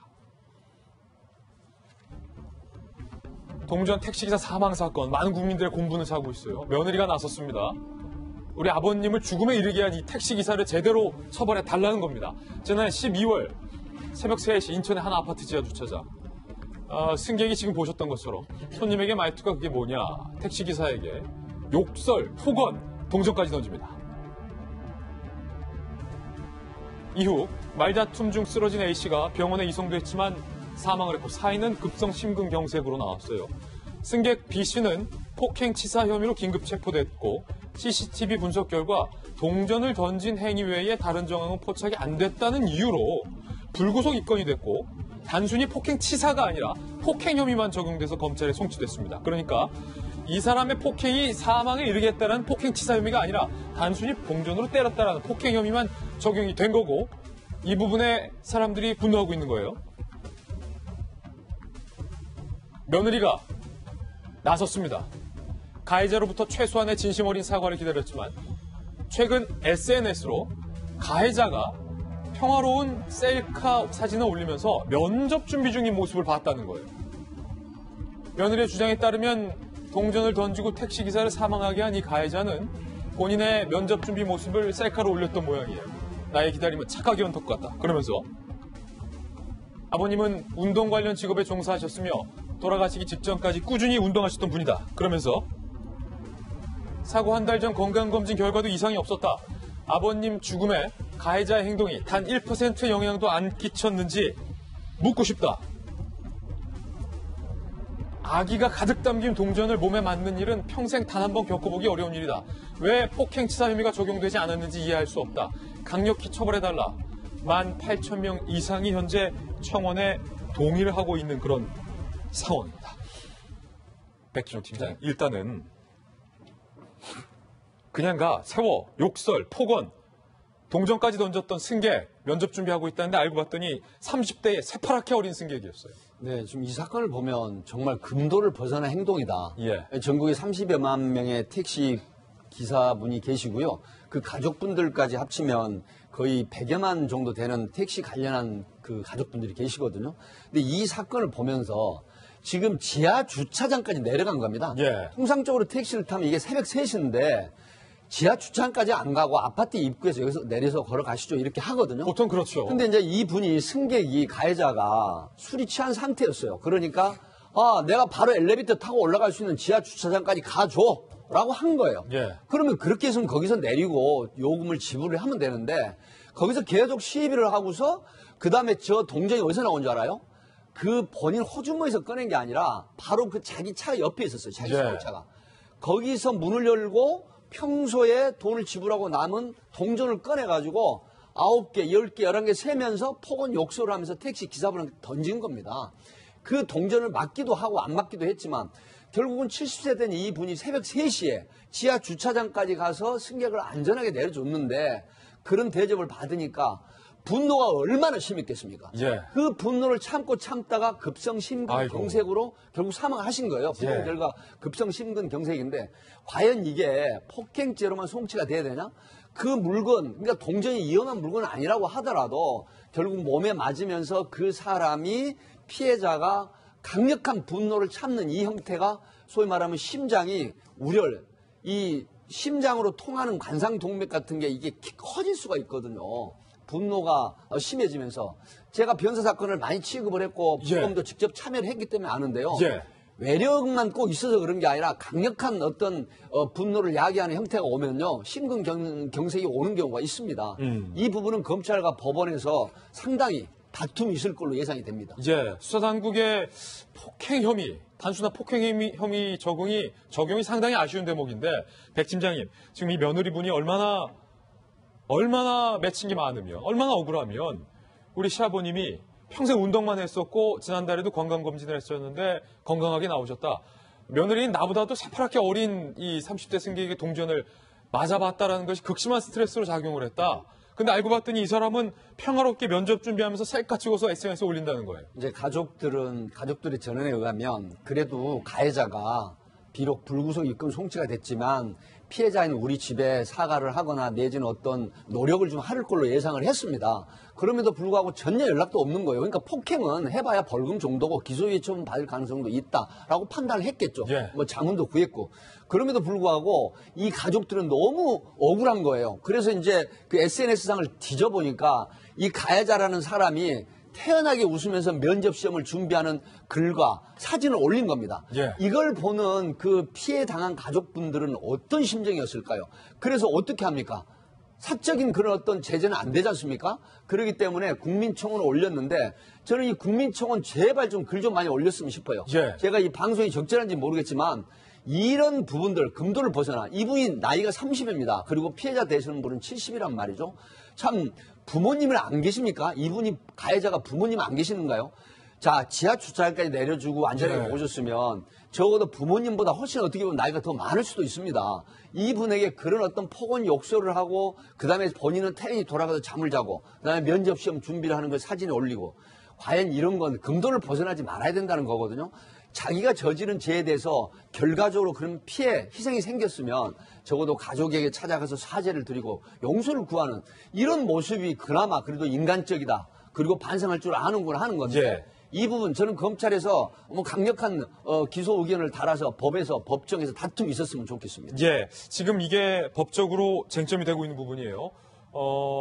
사실은 현역 내내 강력 사건에서 현직 수사 베테랑께서도 이거 폭행치사가 안 된 것에 대해서는 의아스럽다라고 지적을 하고 있는 만큼 이 승객의 조금 전 그 행위가 과연 폭행인지 폭행치사 혐의인지를 잘 구분해야 할 필요가 있을 것 같습니다.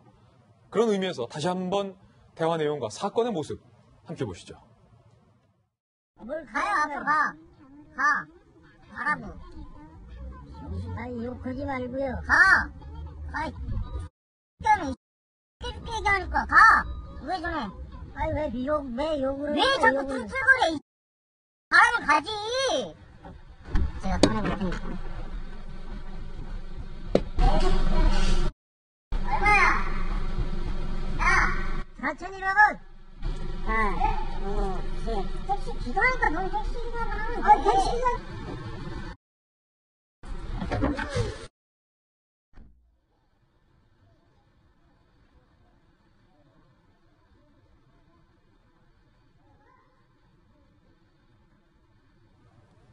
변환부 변호사님 지금 보시더라도 저 동전을 던지고 앞서 폭언을 한 행위가 직간접적으로 저 택시기사가 쓰러지게 하는데 영향을 미친 것처럼 인과관계가 보이는데 왜 이 부분이 다 빠진 거예요? 그러게요. 저도 아버님이 72세시고 작년까지만 해도 택시기사를 하셨기 때문에 그래요? 좀 남의 일 같지가 않은 상황인데요. 변환부 변호사님도 부친도. 그렇죠. 근데 이제 사실 또 법적으로는 냉정하게 볼 수밖에 없는 게, 그러니까 의사분들이 우리가 진찰을 받으러 가서 뭐 이유 없이 가슴에 흉통이 있다거나 아니면은 소화가 잘 안 된다, 머리가 아프다, 딱히 이유가 없으면 의사분들이 99% 그 말씀을 하십니다. 스트레스입니다. 스트레스다. 스트레스 받지 마세요. 근데 이제 그걸 가지고 법원에 소송을 하게 되면은 의학적인 연관관계가 없다고 또 의사들은 진단을 쓰시거든요. 의사분들은 그 의학적으로 명확하게 밝혀진 바가 없다라고 얘기를 하실 겁니다. 그러니까 심근경색 같은 경우에도 물론 이제 스트레스가 원인이 될 수는 있겠죠. 이 사건이 아니라 만약에 일반적으로 의사분 얘기하신다면 저렇게 큰 극심한 스트레스와 모욕이 아마 심근경색의 원인이 될 수는 있었을 것이다 라고 얘기를 하겠지만 만약 판사님께서 의사분에게 과연 이 스트레스와 모욕과 심근경색의 의학적인 인과관계가 있느냐라고 하게 되면 그거에 대해서는 아마 말씀을 안 하실 겁니다. 그리고 또 이 사건 자체가 워낙 이례적인 케이스이기 때문에 원인이 될 수 있었긴 하겠지만 일반적으로 스트레스가 급성 심근경색을 일으키지는 않는다라고 의학계에 보고가 돼 있다고 의견을 쓰실 겁니다. 그럼 판사의 입장에서는 의학 전문가가 아니고 의학 전문가가 스트레스와 심근경색 사이에 인과관계가 아직까지 의학적으로 입증되진 않았다라는 의견이 왔다는다면 폭행치사를 인정하기는 상당히 곤란해지시겠죠. 예. 그러니까 이제 사실 이제 폭행치사로 처벌하기 곤란할 것 같고 아마도 판사님께서는 폭행죄로 선고를 하시되 양형은 조금 더 벌금 300만 원, 500만 원 높이실 걸로 보여지고요. 다만 이제 유족들은 차라리 민사소송을 제기하는 게 더 좋을 것 같습니다. 그래서 이 사람이 그 돌아가신 우리 아버님께 극심한 스트레스와 모욕을 줬다. 그것이 사망의 원인이 됐을 것이고 고지인께서 부친께서 얼마나 큰 스트레스와 정신적으로 손해를 입으셨겠느냐 해서 위자료 청구해서 3천이든 5천이든 위자료로 해서 저 사람에게 경제적으로 한번 피해를 주는 것이 더 낫지 않을까 싶습니다. 예, 이게 폭행치사 혐의가 적용이 안 되면 어찌됐든 저찌됐든 저 사람은 돈만 내면 땡이다라는 거니까 여러모로 안타까운 사건이에요. 이 사건 어떻게 되는지도 저희가 한번 계속해서 지켜보겠습니다. 두 번째 사건도 준비했습니다. 함께 보시죠. 10살 소녀가 납치됐습니다. 위험천만한 상황에서 이 소녀를 구출해낼 수 있었던 데는 우편물에서 봤던 그 사람의 얼굴을 기억해낸 시민이 있었기 때문입니다. 어떤 사건일까요? 사건을 정말 취재했습니다. 우편물에서 봤는데 내가 저 얼굴? 초등생 성범죄 막은 주민.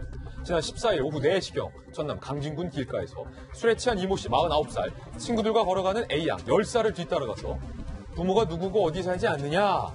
내가 아빠랑 친구야, 삼촌이야. 친분 있는 듯 접근해서 납치를 시도합니다.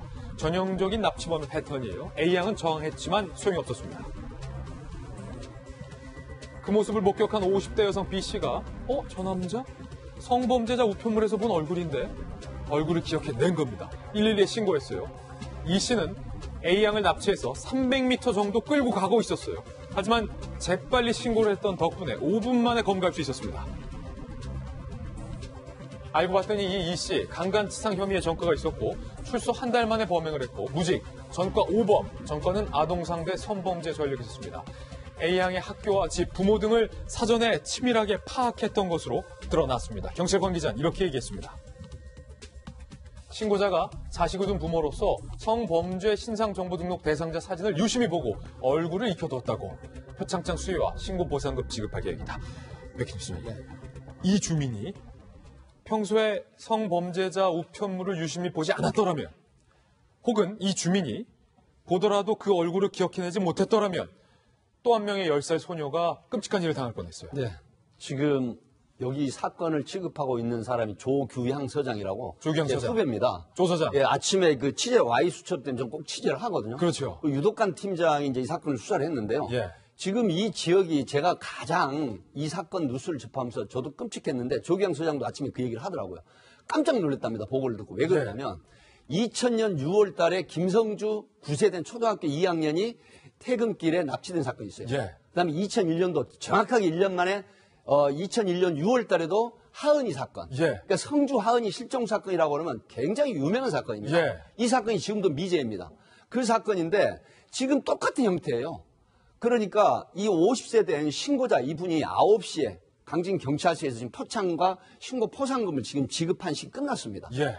저는 정말 이분이 정말 이 지역에 정말 대단한 그런 분이라고 저는 정말 모범시민이라고 저는 차라리 이런 경우는 내무부, 행자부 장관이 표창을 해야 된다고 생각합니다. 왜 그러냐면 만약에 이걸 평소에 신상정보 공개된 성범죄자 알람 우편 보지를 유심히 보지 않았으면 이 아이가 이 10세 된 이 여아 초등학교 3학년 아이가 실종이 되고 어떤 폭행을 당할 가능성이 굉장히 높죠.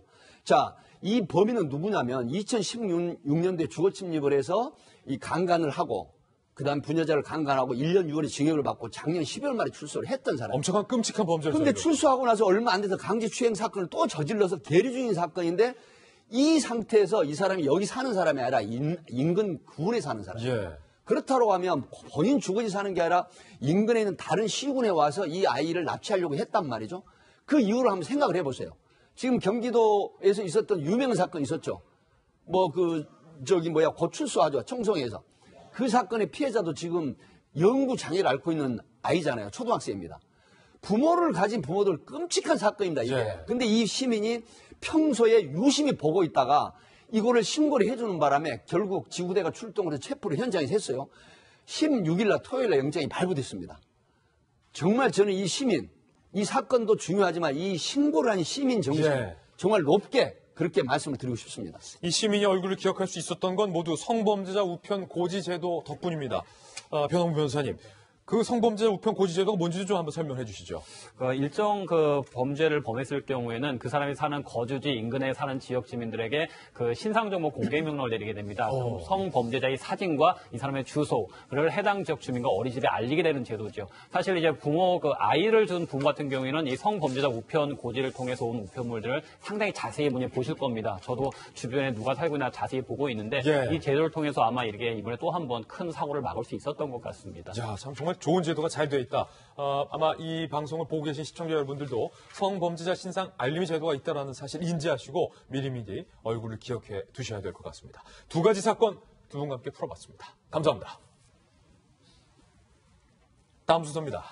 이번에 오늘의 핫플 시간입니다. 오늘은 과연 어떤 분들이 핫플 4인방에 선정이 됐을지 핫플 4인방부터 바로 만나보시죠.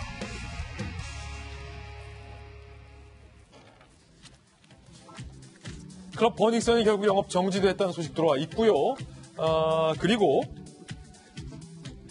유명 래퍼 빈지노와 그녀의 여자친구 사진입니다. 그리고 아마존에서 웬 호비가 팔리고 있고 청와대 청원 게시판 사진도 있는데 어떤 사연인지 하나씩 보여드립니다. 클럽 버닝썬의 마약 유통책으로 지목된 중국인 애나가 이틀 연속 경찰 조사를 받았습니다. 마약 유통 및 투약 의혹에 대한 수사가 진행 중인 가운데 강제추행 고소인 신분으로도 조사를 받았는데요. 14시간 동안 진행된 경찰 조사에서도 마약 판매 관련 혐의를 모두 부인한 것으로 전해졌습니다. 애나를 저희 채널A 그제가 만났습니다. 애나의 목소리 들어보시죠. 마약 판매 혐의 인정하십니까? 이렇게 말씀 안 하시면은 더 의혹만 커집니다. 조사 받았잖아요. 다 있을 거예요. 그럼 저희와는 따로 말씀하실 일 없겠습니까? 없어요. 있는 그대로만 말씀을 해주시면 됩니다. 그만 그러주세요. 한편 마약 투약 및 성범죄 등 각종 의혹의 문제 장소 버닝썬이 어제로서 결국 영업을 중단했습니다. 새로운 업장으로 3개월 뒤 재오픈할 예정이라고 하는데요. 버닝썬은 폭행 사건 당사자인 영업이사를 퇴사 조치하고 경찰 수사에 적극 협조하겠다는 입장을 밝힌 상황. 또한 강남 일대 또 다른 인기 클럽인 아레나에서 마약을 투약한 프로골퍼와 종업원 등 5명이 검거되기도 했습니다. 전담 수사팀까지 꾸린 경찰 수사는 강남 클럽 전반으로 확대되고 있는 상황. 특히 버닝썬의 사내 이사였던 승리는 지난 주말 버닝썬 논란에도 콘서트를 강행했는데요. 승리는 공연 시작 전 처음 논란이 있었을 때 책임감 있게 행동하지 못했다. 모두 제 불찰, 부끄럽고 후회스럽다며 팬들 앞에서 직접 사죄의 입장을 밝히기도 했습니다. 김변 박사님, 지금 버닝썬뿐만 아니라 강남 일대의 또 다른 인기 클럽 아레나라는 곳에서는 프로골퍼 종업원 등이 같이 마약 투약하다가 검거가 됐고 또 다른 클럽에서는 속칭 마약을 찾는 사람들이 그 클럽 별명을 약국이라고 부른다고 해요. 약국. 네, 약국이라고 얘기를 한다고 하는데요.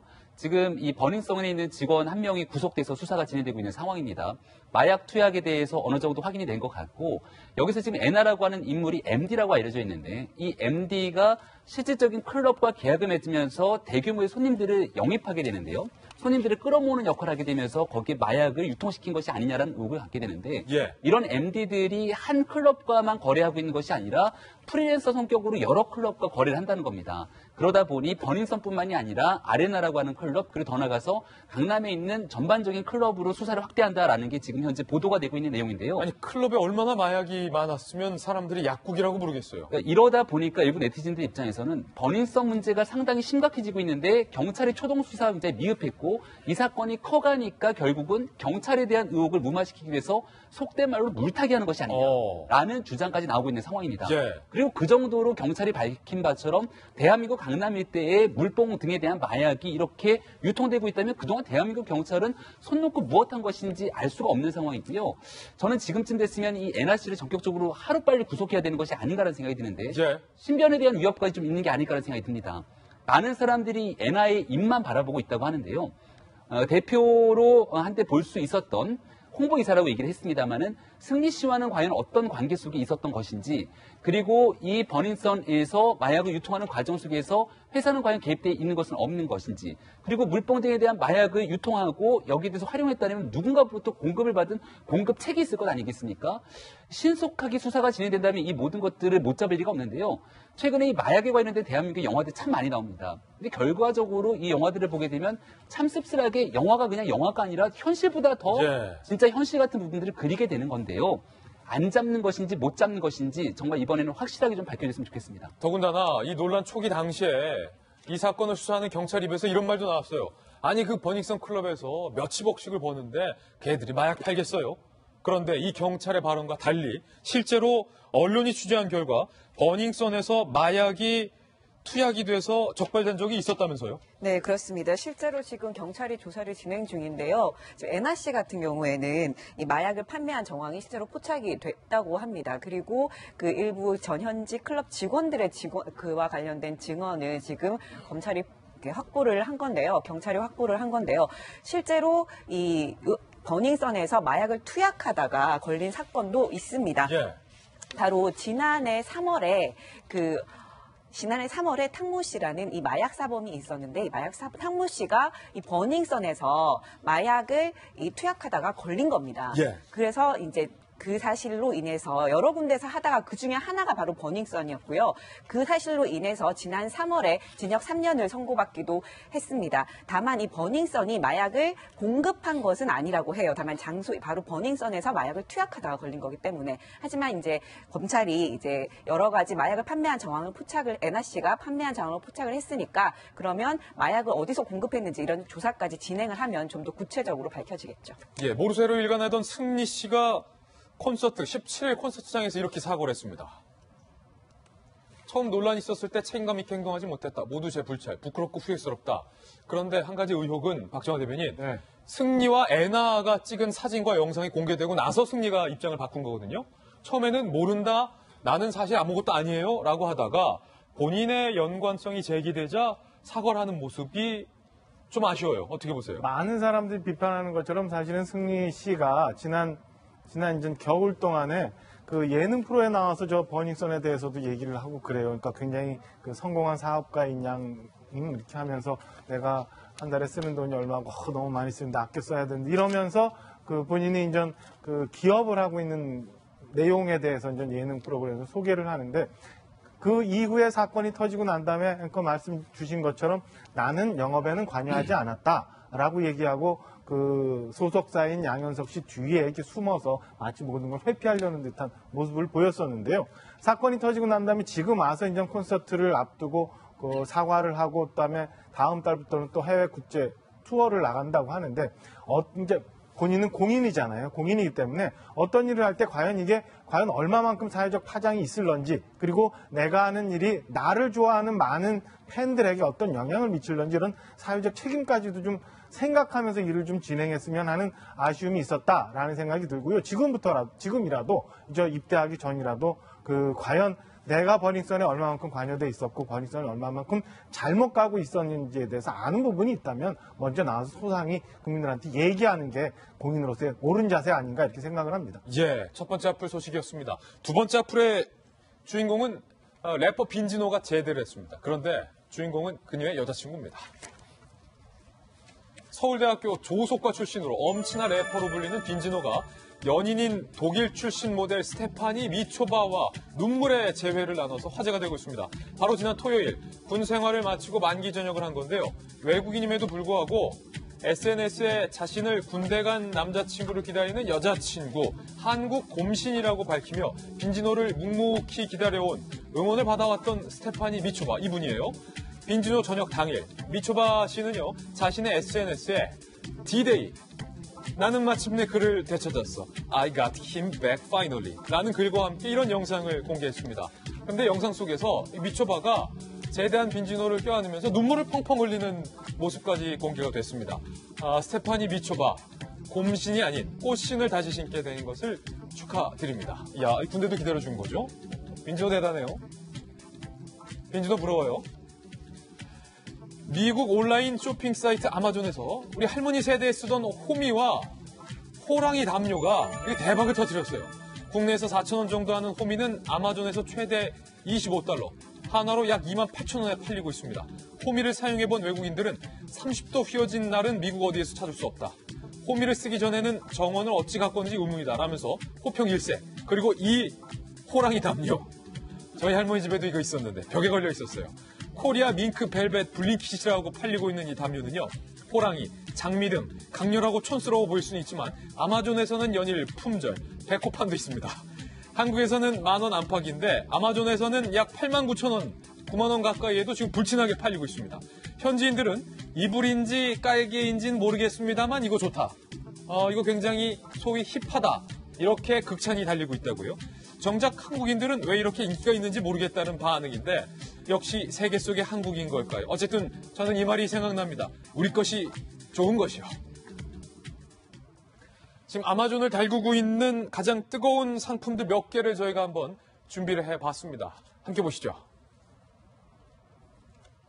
바로 이거, 호랑이부터 백호, 꽃무늬까지. 꽃무늬 극세사 담요인데 여기서 팔리고 있는 아마존 상표명이 코리안 밍크 벨벳 블랭킷. 틀린 맛은 아닌데 뭔가 대단해 보여. 한국에서는 10,000원 안팎 재래시장에서, 아마존에서는 90,000원. 재고가 부족하다고요. 그리고 한국산 돌솥, 코리안 돌솥 이렇게 써 있는데 6,000개 이상 판매됐다고요. 에블린 영이라는 사람은 음식 온기가 오래가서 수프 끓일 때 좋다. 혁신적인 팥이다. 이렇게 극찬을 했습니다. 그리고 영주에서 만들어진 대장간 호미, 영주 대장간 호미로 팔리는데 한국에선 4,000원인데 아마존에서는 16,000원에서 28,000원, 2,000개 이상 판매되면서 대박을 현재 소위 치고 있다는 얘기인데 박용진 의원님, 우리 저희 어렸을 때는 저도 저런 호미 많이 썼었고 그러면 그 호랑이, 저는 호랑이가 3마리 그려져 있었는데 그거 팔아야겠어요, 아마존에. 지금 좀 보면서 우리가 그냥 흔하게 보고 아무렇지도 않게 생각하고 있는 주변의 아이템 있으면 갖다 내다 팔아야 되겠다 이런 생각을 하게 돼요. 옛날에 4년 전에 입었던 박용진 의원의 배바지. 그런 건 안 되죠. 그런 건 안 된다고 저는 확신을 하고 있고요. 그 돌솥 보면서 또 그렇게 느끼네요. 우리가 돌솥 비빔밥. 저희가 밥 비벼 먹는 사람들. 그리고 돌솥 사용할 줄 아시나? 저 외국인들. 그러니까요. 정말 밥 딱 드러낸 뒤에 물 부어야죠. 물 부어서 숭늉 끓여 먹는 숭늉. 그런 절차도 좀 알려드리고 그러면 좋을 것 같은데요. 지금 아까 잠깐 우리 김진애 앵커가 말씀 중에 얘기를 했는데 그냥 우리에게 있었던 것들인데 외국에서는 호평받고 있는 것들, 저런 아이템들 잘 찾아서 우리가 모르는 우리의 것들을 잘 이렇게 해외의 하나의 아이템으로 팔고 또 관광 상품으로도 엮어갈 수도 있고 한다고 생각을 해보면 오늘 이 뉴스가 상당히 많은 사람들에게 창업 아이템까지 전달해 주기도 하겠는데요. 그러나 벨벳, 밍크 좋은 건 다 붙어 있습니다만 또 호랑이 2마리 있고 이렇게 대나무도 그려져 있었던 저희 집에 있었던 그 담요는 따끈한 아랫목에 이렇게 깔고 써야지 침대 위에 놨을 때 무슨 맛인지는 잘 모르겠네요. 이거 할머니가 갑자기 돌아가신 할머니가 생각나네요. 천국에 계신 할머니가 보고 싶습니다. 다음 하플 주인공입니다. 이 불법 성인 사이트 규제를 반대하는 집회가 서울역 광장에서 이렇게 열렸습니다. 이날 집회에는 약 100여 명이 참여했습니다. 주최 측 100여 명, 경찰 통산 50명. 방통위가 불법 해외 인터넷 사이트에 대한 접속 차단을 강화하는 데 대해 일부 남성들이 국가가 개인의 사생활을 과도하게 침해한다며 항의에 나선 것. 앞서 지난 10일 정부는 해외 도박 음란 사이트 800여 개를 차단, 보안 접속에 해당하는 HTTPS 보안 접속 방식의 사이트를 차단한 겁니다. 보안을 위해 사이트에 전송되는 정보를 암호화하기 직전 해당 정보가 한 차례 노출되는데 이때 정부가 불법 사이트 여부를 확인 후 차단한다고 해요. 이에 암호화될 예정인 정보를 볼 수 있어서 이거 검열이 아니냐라는 논란이 확산되며 국민청원 게시판에는 HTTPS 차단 정책에 반대하는 청원이 게재되는데 이미 17일에 20만 명을 넘어서서 청와대에 답변을 기다리고 있는 상황. 한편 여성가족부는 성평등 방송 환경을 조성하겠다며 성평등 방송 프로그램 제작 안내서를 배포했는데요. 안내서에는 음악방송 출연자들의 외모 획일성이 심각하다며 비슷한 외모의 출연자가 과도한 비율로 출연하지 않도록 권고하는 내용이 있어서 이것 또한 외모로 검열한다라는 논란이 커지고 있는 상황입니다. 아니 이게 말입니다. 박정환 대변인. 네. 그러니까 소위 야한 동영상, 야동 사이트를 정부가 막았는데 과거에도 막았는데 이번에는 좀 무지막지하게 막았다. 엄청나게 막았다. 바바리맨 막기 위해서 바바리 못 있게 하는 거다. 예. 라는 식의 그 비판이 일정도로 했는데요. 글쎄요, 저렇게 야동 사이트를 불법으로 접속을 해서 보는 건 물론 잘못됐지만 이 이전에 저런 사이트가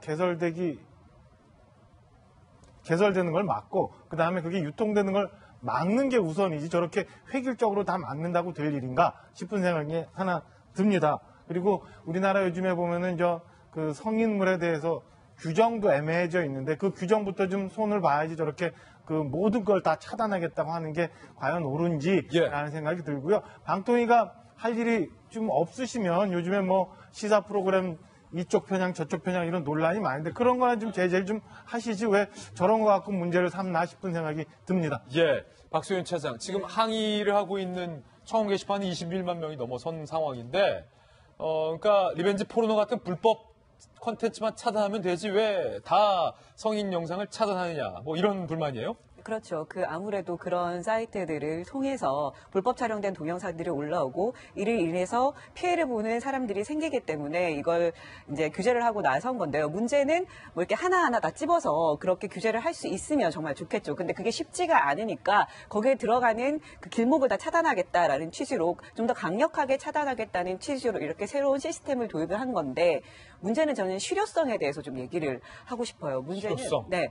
이미 지금 우회하는 길을 막아놨잖아요. 그런데 이거를 또 뚫는 다른 우회로가 생겼다고 합니다. 또 다른 우회로? 네. 그래서 다른 우회로를 통해서 다시 들어가는 길이 또 인터넷에 막 통하고 이렇게 지금 통용되고 있다고 해요. 그런 걸 보면 막는 게 과연 이 모든 문제의 해결책은 아니라는 거죠. 가장 중요한 것은 이런 불법 동영상을 올리고 이로 인해서 이득을 보는 사람들을 강력하게 처벌을 하는 겁니다. 양진호 회장 같은. 그렇죠. 저 양진호 회장이 얼마나 조직적으로 불법 헤비로더들을 동원을 해서 그걸로 인해서 많이 이렇게 동영상을 촬영을 한 사람들한테 돈을 주고 그 사람들한테 그걸 받아서 올리고 함으로써 이익을 취한 것을 알고 있잖아요. 그럼에도 불구하고 그걸로 인해서 제대로 처벌을 받지 않았습니다. 그걸 보면 이런 처벌이 먼저 선행이 돼야지 이게 정말 실효성을 거둘 수 있지 무조건 사이트를 막는다고 해서 과연 그게 모든 것이 근절될 수 있을까라는 의문이 듭니다. 박 시장은 사이트 막은 거 다시 풀어주자. 아니 주자는 건 아니고 실효성이 있어야 된다라는 얘기입니다. 강한 처벌 따라야 된다. 네, 그렇죠. 저희는 60초 광고 후에 오늘 힐링 뉴스로 돌아오겠습니다. 잠시 후 저와 함께 힐링하시죠. 살 날이 얼마 남지 않은 엄마에게 본인의 결혼식을 꼭 보여주고 싶었던 딸이 지혜로운 방법을 선택했습니다. 함께 보시죠. 결혼을 앞둔 제이드라는 여성, 엄마 다이앤이 병원에서 대장암 4기 판정을 받고 살 날이 얼마 남지 않았다라는 소식을 접해 들었어요.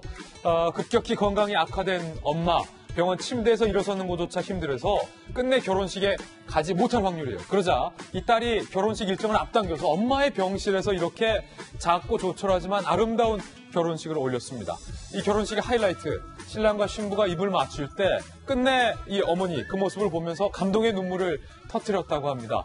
엄마를 위해서, 시한부 엄마를 위해서 병실에서 결혼식을 올렸던 이 딸의 결혼 영상이 지금 전 세계의 네티즌들 사이에서 화제가 되고 있습니다. 많은 사람들의 또 가슴을 적시고 있습니다. 요즘 호화스럽고 찬란한 결혼식들 많이 하는데 정말로 결혼식의 의미가 무엇인가를 다시금 되새기게 하는 그런 영상이었습니다. 두 분 행복하시길 바라겠습니다. 오늘 저희가 준비한 소식 모두 다 전해드렸습니다. 저희는 내일 아침 9시 15분에 더욱더 풍성한 소식 들고 여러분께 인사드리겠습니다. 오늘 하루는 분명 어제보다 나을 겁니다. 좋은 하루 되십시오. 고맙습니다.